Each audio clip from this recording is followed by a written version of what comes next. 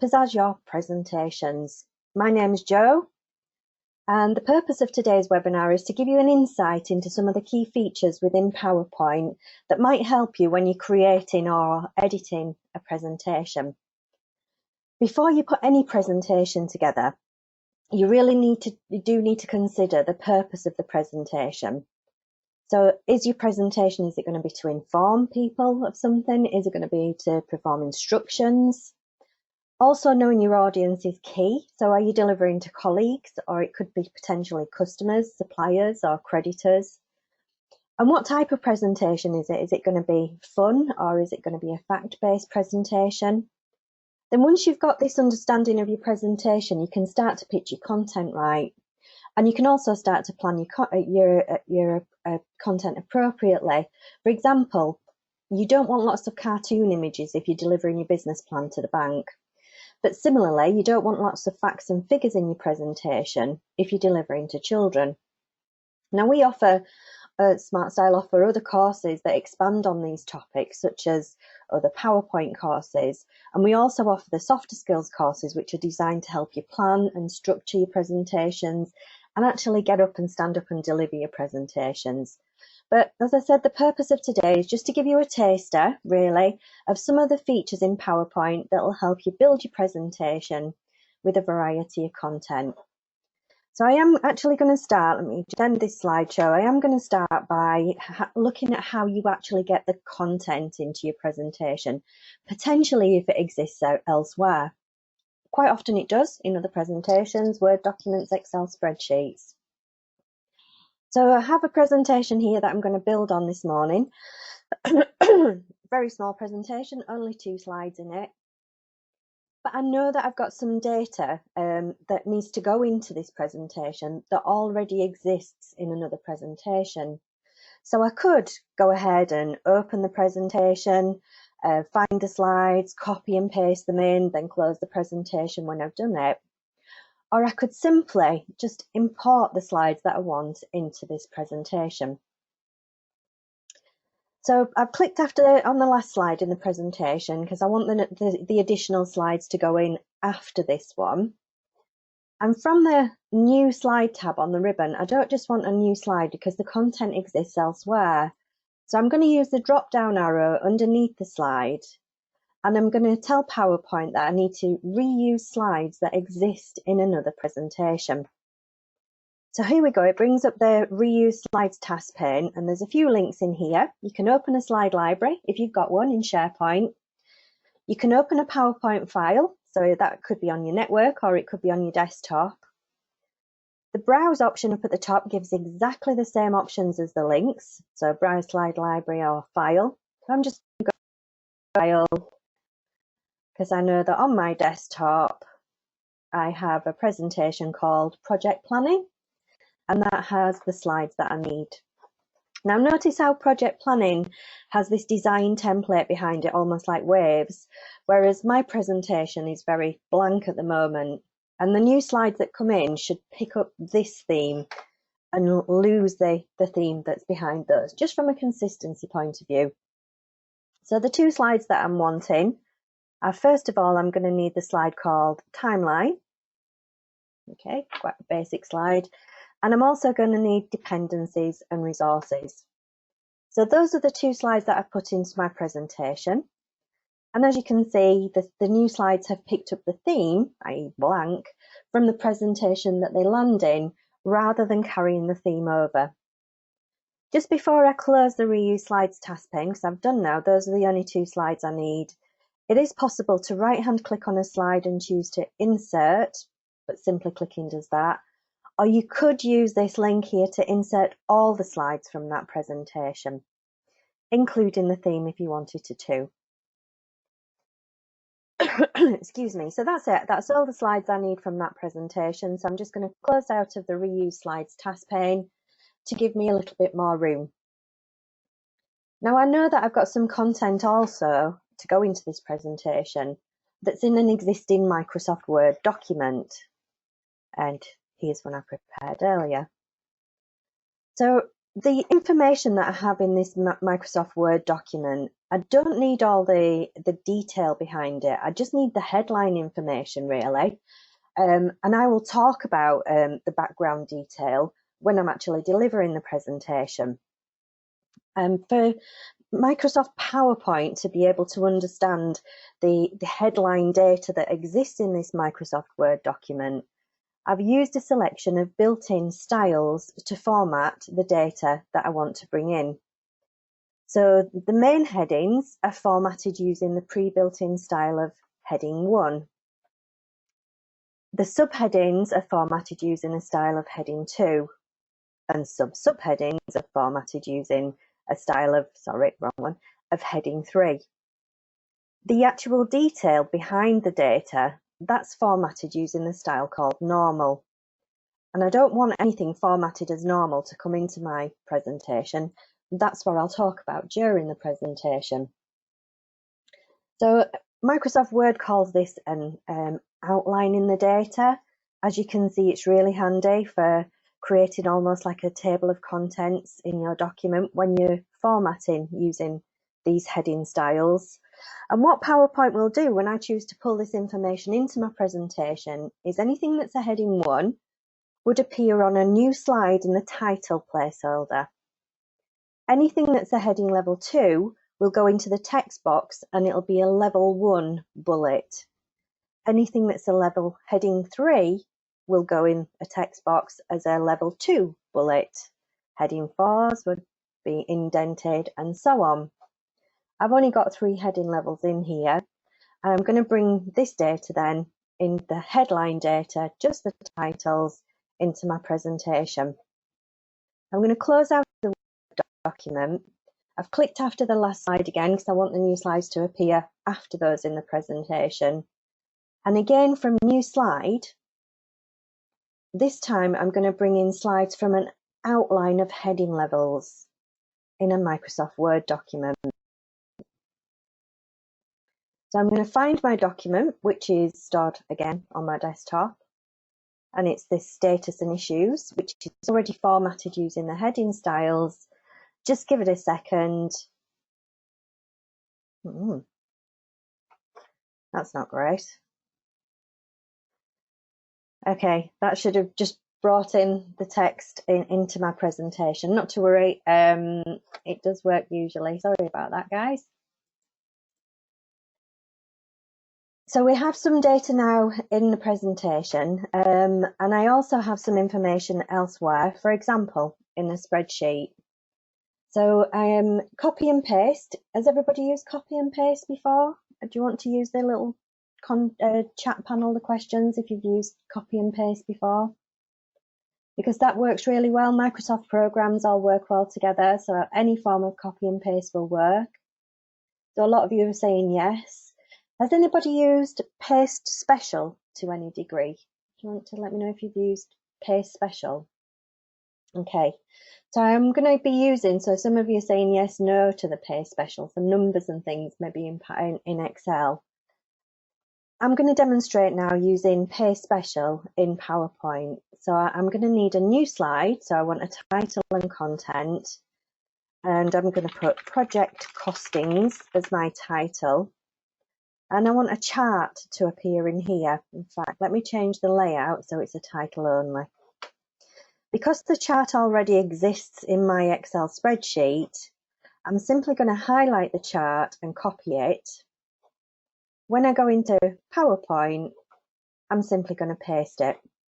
Now, any Microsoft program, when you're doing copy and paste from one application to another, the application that you're pasting into picks up the most logical thing that it can deal with. So because charts are almost like a little app that all Microsoft applications use, the chart looks exactly the same bar the colouring to the one that it appears in Excel, and I get the additional tools for changing the design and the data and the formatting of the chart. However, if I go back to my Excel spreadsheet and change this figure here, which is a small 750, if I change that to 3000, my chart changes in Excel, but not in PowerPoint. So I've still got that small figure.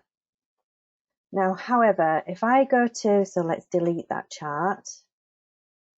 If I want the functionality of Excel, but within PowerPoint, I'm going to copy the chart and use Paste Special to paste this object in as a Microsoft Excel chart object. So it has the functionality of Excel, but within PowerPoint. I'll click OK. And you can see that the object's coming. It looks like a drawn object that I can resize. But if I want to make any amends to the chart, I can simply double click on it and I get the functionality of Excel, but within my PowerPoint presentation. So I could go to the costings and change the figures in here.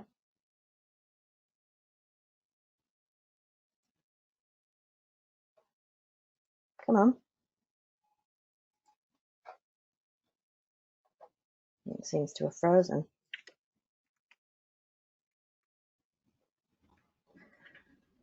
Oh, that's just what you need, isn't it, when you're delivering a webinar, that the applications stop working. That's great.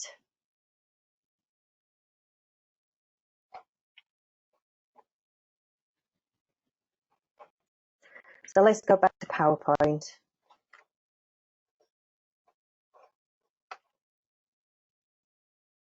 So I'm going to delete this chart. So finally, what I would like Excel to do when copying and pasting is if I change the data in my Excel spreadsheet, I want it to change in PowerPoint too. So one last time, I'm going to copy the chart in Excel. I'm going to use Paste Special again in PowerPoint and paste a link back into the original source file. So if anything changes in the Excel spreadsheet, which I might use on a daily basis, then the chart in PowerPoint will update automatically. So let's change this 999 figure here to 10,000. The chart in Excel changes and PowerPoint updates as well. If I was working in PowerPoint and the spreadsheet wasn't open, I could simply double click on the object, which would then open up the spreadsheet for me with the underlying data source. So we've got a little bit more content in my presentation now, but that said, most of the slides look a little bit dull. There's not much data on them, there are no pictures, it's all bullet points. So to add a little bit more interest, you can add graphics into your presentation, but please do make sure that they're appropriate, and please do get them copyright checked if you're taking them off the internet as well. And my second slide here is a little bit left heavy, just the bullet points.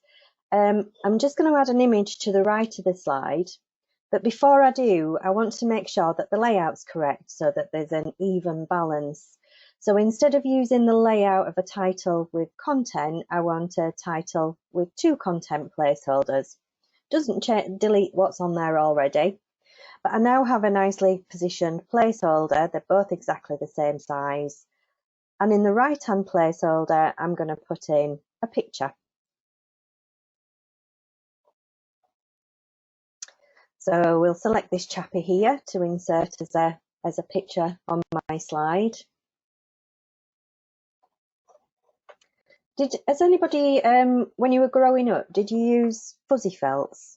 If you want to just give me a yes or no in the questions panel. I can remember using fuzzy felts, which are excellent. I love them as well, Nicola. They were fantastic. Well, basically, PowerPoint is like electronic fuzzy felts. So your slides are almost like that background, the fuzzy background, and then anything that you put on your slide is like the little felt shapes. And because each shape is different, so here I've clicked on a picture, when you select an object, you get additional tools on the ribbon that are specific for that particular object. So I've clicked on a picture, I get my picture tools. If I click on a text box, I get my drawing tools format. I can add additional elements. So each of the different objects that you put in, look out for these contextual tools that appear on the ribbon, because just so quickly you can use some of the tools that are on there and just add interest to the objects that you have on your slide. So for example, using these predefined styles that Microsoft offer, and you get a live preview of the style as you hover over them. So click to apply. There's also other things that you can do to the border of the picture, like changing the picture border or the effects of the picture. So we can add let's put a reflection on to appear below the picture. There's also artistic effects that you can apply to your picture, so to make it look like it's hand drawn or like a glass window, again with a live preview as you hover over the objects, and even choosing sort of like a flat colour to apply to your picture, and the colour saturation if the picture's a little bit wishy-washy. So the options that I've chosen there literally took a couple of seconds. Don't worry about playing around with the tools on the ribbon, particularly for pictures, because if you've made a mess of it, you can always just quickly reset it back to how it was when you first put the picture in, and then start again. So I do just want to put in a shadow effect with rounded corners on my picture, and that will do. Excuse me. So let's have a look at this timeline slide here. Don't necessarily want to put a graphic in here, and I definitely need this text. However, the text is really dull. It's just boring bullet points. So I want to keep the text, but I want to make it look a little bit more interesting. So I've highlighted the bullet points, and on the Home tab on the ribbon, I'm going to convert these bullet points into a smart art graphic. So Microsoft comes up and it says, right, okay, these are some popular graphics that you could convert it into, again with a live preview. And it just adds a little bit more interest into your presentation. The text pane that comes up, which again you can switch on and off from the ribbon or use the arrow next to the smart art graphic. You can move the objects around from left to right. You can promote and demote, so bullets and sub-bullets. But with the object that you've got in here, again, now that we've got a smart art tool selected, be careful how you say that, we get additional design and format tools on the ribbon. So from the design tab, if I didn't particularly like the layout that I'd chosen, there's a whole host of other layouts in here that might be a little bit more suitable. I can also change the colours, and we get a live preview of the colours that are going to be applied. And then there are some additional styles that you can apply too. Now, some of these might change the effect of your wording, so just be careful, make sure that you can still see the wording and read the wording in your presentation. So let's have a look at, here we've got a main bullet with some sub-bullets underneath. So we'll just have a look at how we can change those into a smart art graphic. So let's have a look at more smart art graphics this time, which we didn't do last time. We've got all the different categories down the left. So if this is a process, but it's not, it's really, I want it as a cycle diagram. And I just want it as just a basic radial cycle diagram. So same text, it just adds a little bit more interest to it with your main bullet and then the sub-bullets surrounding. And you can see that here in the text pane. So you can promote and demote to your heart's content. Again, if you didn't like the graphic, you can go ahead and change it. Change the colours and maybe add some effects onto your object as well. So just keeping the text but adding a little bit more interest really, so that when you're running the presentation it just looks a little bit more engaging for your audience. Now with PowerPoint, what I really like about it is the fact that the tabs on the ribbon are kind of organised, with the exception of the contextual ones at the end. They're kind of organised in how you would build a presentation. So you've got your home tab with all your familiar commands. You'd first of all insert content into your presentation. You'd then have a look at the overall design. So now that we've got some content and it looks a bit more interesting, we can think about that overall appearance of the presentation. And PowerPoint gives us all these predefined themes to apply to a presentation. And your themes will apply different things to a presentation, including different colours. So I don't know if you can see there, the theme colours change if I hover over it, the object colours. Special effects it will apply. It might change the fonts, background styles. And as you hover over, again, as you're hovering over the themes in PowerPoint, you get to see a live preview of how they're going to look. Clicking on a theme will apply it to the entire presentation. Be careful about things like this now that my chart needs amending slightly. Let's move it over here a little bit. And that looks better. And it's consistent throughout the presentation.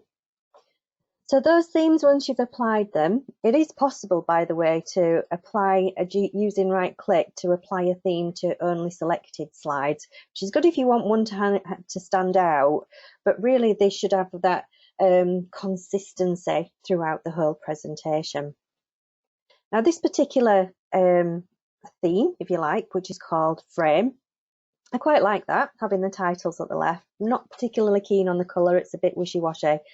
So from any of the themes that you've applied, in the variants section on this design ribbon tab, you can change the variants of the colours in the slide. I'm going to go pink. And everything changes throughout the whole presentation. You can also change the fonts. So I don't know if you have specific fonts that you have to use at work. I tend to use Arial. It's the easiest font for people to read. Anybody with like learning difficulties, and it's the easiest font to read. And also the effects that are used throughout the presentation. So I'm going to go for glossy because it sounds nice. You could even change the background styles if you want to. No, not sure about those. I'll leave those as they are. So quite happy with that theme now, and those colours that I've got. And if I decide later on I would like to use, I just create a new presentation. If I decide I want this presentation to be exactly the same as the other one, I'd have to remember that I used Frame, and then I'd have to remember the variants to get them both exactly the same. Now, if you have a presentation design that you've already structured, so for example, we've got one here for ITS Group and also for ITS Smart Style, which has our logo in the top corner, our graphic at the bottom. And to save me having to do this again and again, I've just saved them as a theme. So this lovely pink theme that I've created here, next to the existing themes, I'm just going to click on the drop down arrow, save the current theme, give it a name, so I'll call it Pink Frame. Now that is available throughout all of the presentations, and in fact the colour schemes and themes will be available through other applications, so you'll see that in Word and Excel as well. But now going back to this pink presentation, my new presentation, I don't need to worry about have I got the colour theme right, have I got the font theme right. Just simply click on it and I know that that's following our standards. So it's great for corporate themes, so you don't have to redo over and over again. So this presentation, we're getting there somewhere with it now, except I would like our corporate logo to appear in the top right hand corner of every slide in my presentation. Just like normal pictures, it is possible to insert a picture. Let's just put a picture up with my logo, but there we go. In fact, we'll get that on my desktop.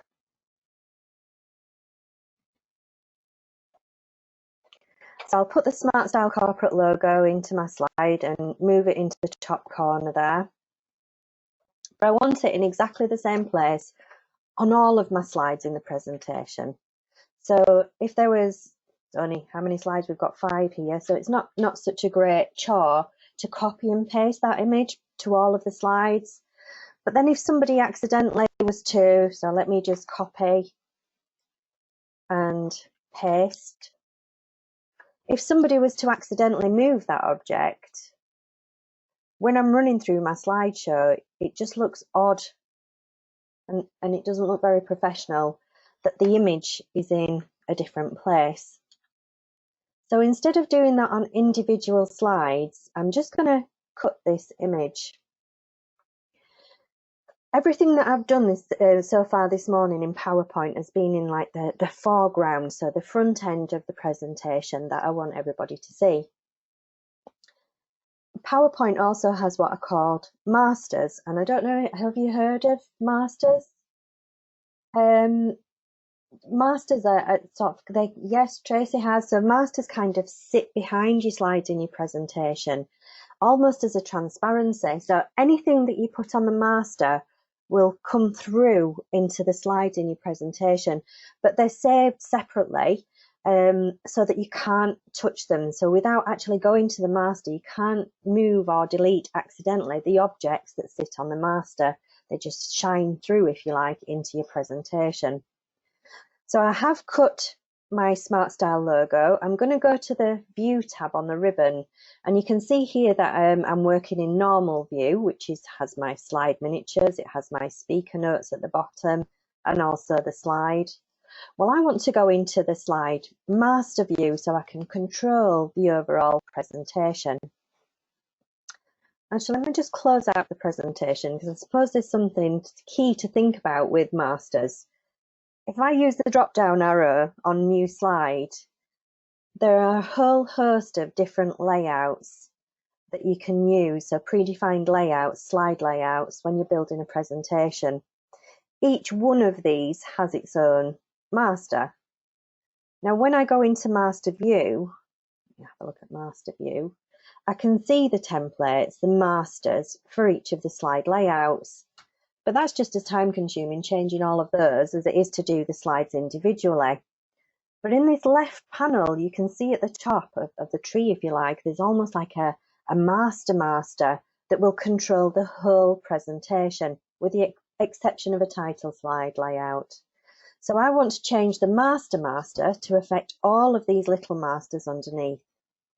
I'd already copied my image, so I'm just going to paste it into my presentation. Don't want it too big, and we'll put it in the top corner of the screen.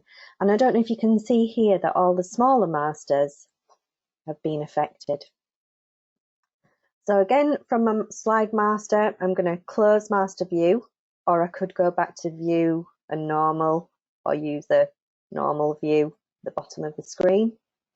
And I can see now that all of the slides in my presentation have been updated, and the new image, our corporate logo, appears on all slides. I can't click on it, I can't move it, I can't delete it, because it appears in the background, the master of the slide, and not the slide foreground. If I wanted to move it elsewhere, I would go back into master view. Now, title slides are generally slightly different to the rest of your presentation. So they basically, I go to the end and we'll have a new slide using a title.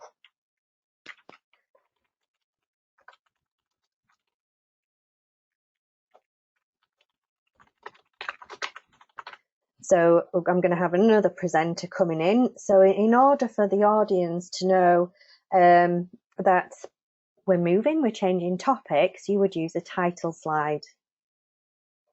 Now, the masters for your title slide are generally different to the content. So I still want the logo on our title slides in the presentation. So I'm just going to, for the last time, go into View, Slide Master. I'm going to make sure I've just got the title slide master selected.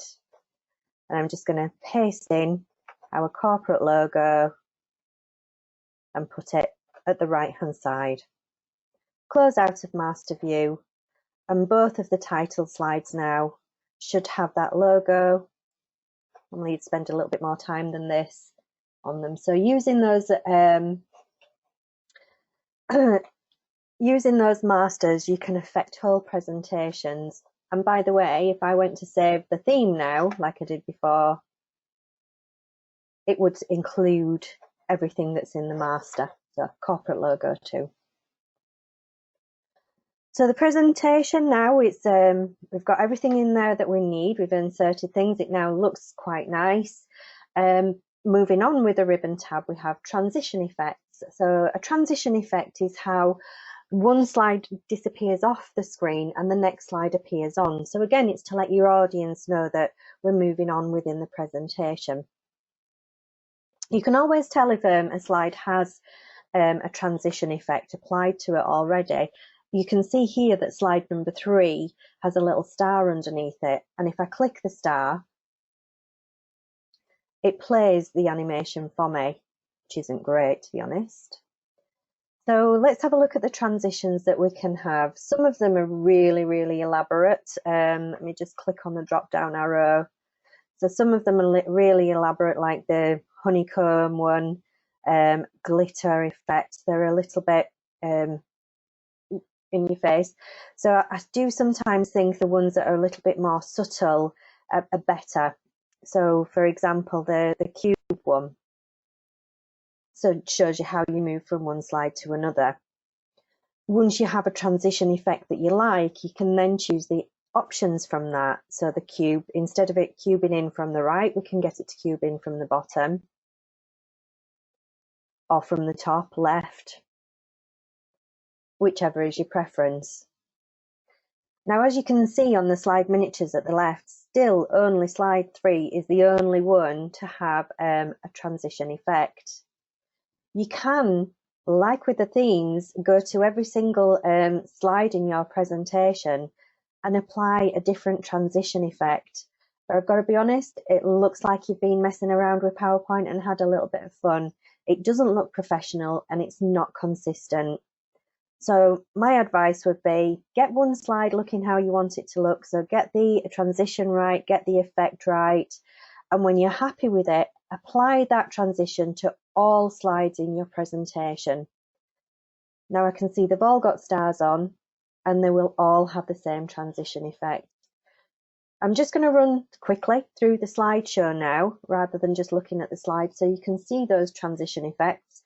Can anybody tell me there's an F key that you can press on your keyboard that will run your slide from slide 1? So without having to go back to slide 1 and then click on the run slideshow button or slideshow from beginning. Does anybody know what the F key is to run a slideshow from slide 1? No? It's F5, just for future reference. So I'm just going to press F5 and it starts the slideshow from slide 1 and we can see those transition effects.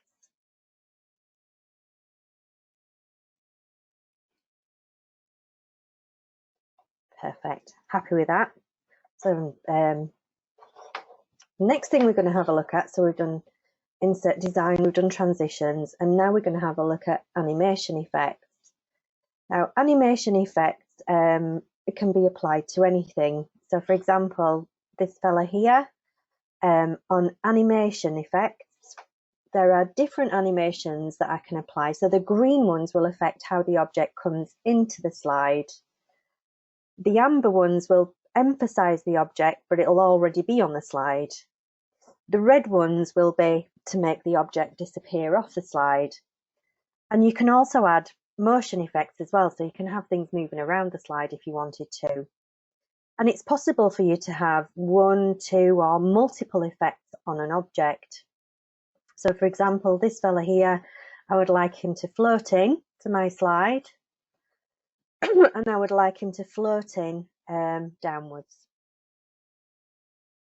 Okay. If I was to go to this animation effect and then say I want to emphasize him, so make him teeter, for example, all that would do, it would remove the entrance effect and apply an emphasis effect. If you're wanting to put a second animation on an object, so let's click on the object again, we've already got it floating in. I want to add an animation effect, not change the one that I've already got. So we'll make him Tita. And we can see that by adding animation, there are now 2 effects that have been added to this particular object. So let's have a look at how that works then. So I mentioned about F5 running the presentation, the slideshow from slide 1. Shift and F5 would run the slideshow from the current slide. So it's great for testing. So thinking about animation, don't put too many effects on your objects because each one of them will need a trigger. So I have to click now to apply the first animation effect, i.e. floating from the top. And then I have to click to apply or to trigger the second effect to make it Tita. So think about your animation effects, and I'm just going to press escape to end the slideshow. Think about your animation effects and don't have too many within your presentation. Let's have a look at things like these smart art graphics. So animation effects, I would like this to grow and turn as it comes in. But it's coming in as one big object. It's not particularly what I wanted. So if I have a look at the effect options, I can get it to come in as one object, all at once, one by one. I think I'll have it coming in as a level at a time. So we have the inner level, what would be the main bullet point, and then the sub bullets. I'm just going to press Shift and F5 again to run from the current slide. So again, 2 animation effects effectively, because I've got 2 layers. One click makes the main bullet come in, another click, the sub bullets. So again, I'm just going to press escape. So look out for those effect options, great for things like text boxes too. Right, I think we're kind of getting there with the presentation. Now we've got the content in that we need. Before you actually deliver your presentation, it's a really good idea to rehearse it. So run through your presentation to make sure that your timings are correct.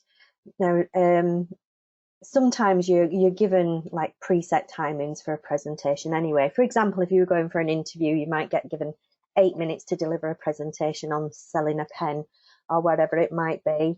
But specifically for things like training sessions and webinars, people need to know that if you've said it's going to be 45 minutes, it's going to be 45 minutes. And they need to know, I'm going to be sat here for 5 minutes or however long. So to rehearse your presentation, we're going to go to the slideshow tab, and we have here an option to rehearse our timings. So what this will do is it will run through the slideshow. There'll be an extra little toolbar for me to navigate through. When you're using this, please do, if you can, get yourself in the room where you're actually going to be delivering the presentation and hook it up to all the peripheries that you might have, like a smart board, and actually stand up and deliver it. Look around the room and pretend that there's people and try and engage eye contact. Because if you sit down behind your PC and just read through it, it will go really quickly. So do get yourself up and deliver it properly to an audience, a proper audience if you can. So I'm going to rehearse my timings. So it starts my slideshow and I get this little recording up at the top here, and it's telling me how long I'm talking on this slide. I can either click on the slide to advance through the presentation, or I can use the next button. Remember, all of those animated objects are going to need an extra click. I'm just going to quickly click through this just so that we're not sat here for too long. Here we go. So I've reached the end of my presentation. Total time for your slideshow was 21 seconds. Do you want to save that for later? Yes, I will actually, because I want to have a look at those. I want to review them. We've used 2 views here already. We've used the normal view and we've used the master view. Particularly useful with timings is slide sorter view, because underneath each of your slides, you can see the timings. So from your rehearsals, those were the timings for your presentation. You might decide, oh, actually, that being 0 seconds, I'm going to need to extend that timing because I'm going to give them handouts at that point. So you can manually, if you like, go to the transitions tab and then change the timing within here. So that's going to be on for 10 seconds now. With your presentation, you can actually use those timings. So turn off the advance slides on mouse click, and they will appear after however many seconds appear on here. That in mind, just sometimes if you will get asked a question or if you accidentally sneeze, you might find that you're talking at 100 miles an hour to catch yourself up. So my advice would be to advance on mouse click, but use the timings if necessary. So I'm going to highlight all the slides and turn those timings off. You can rehearse your slideshow again and it will re-put the timings on for you.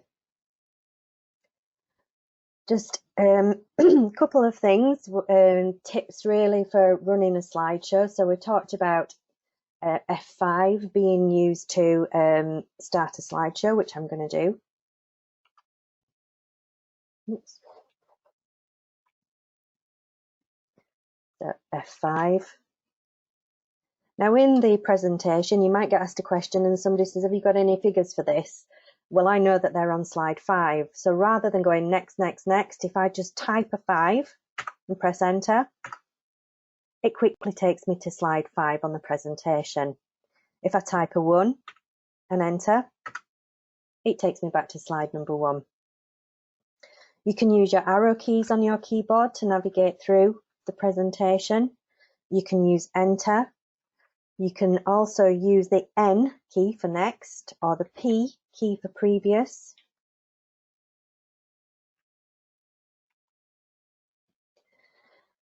If you're wanting to pause a presentation, there's a number of ways that you can do this. To black out the screen, just type B on your keyboard.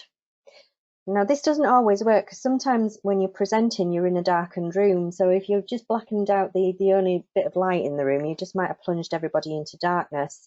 If I press B again, it unblackens it.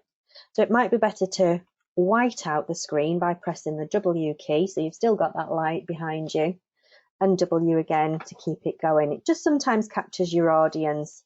There's also a number of options on a right-hand click when you're working in a slideshow. And if I just wiggle my mouse in the bottom corner, you have sort of faint little toolbar for going between the slides of your presentation. You can also use a pen, so I can put on a highlighter pen and draw around. I've not done a great job there.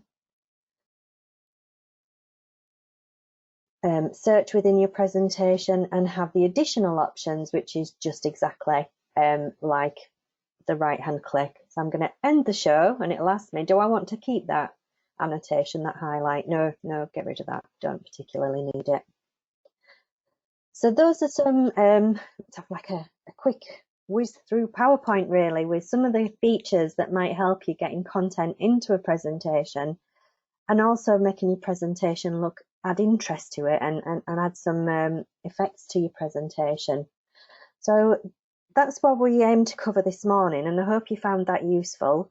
Before I end the webinar, do you want to use the questions box and just let me know if you have any questions? Right, there's a couple of people. Sean's asked, is it being recorded? Pauline's asked, is it being recorded? And yes, it is, and they will be available on our website.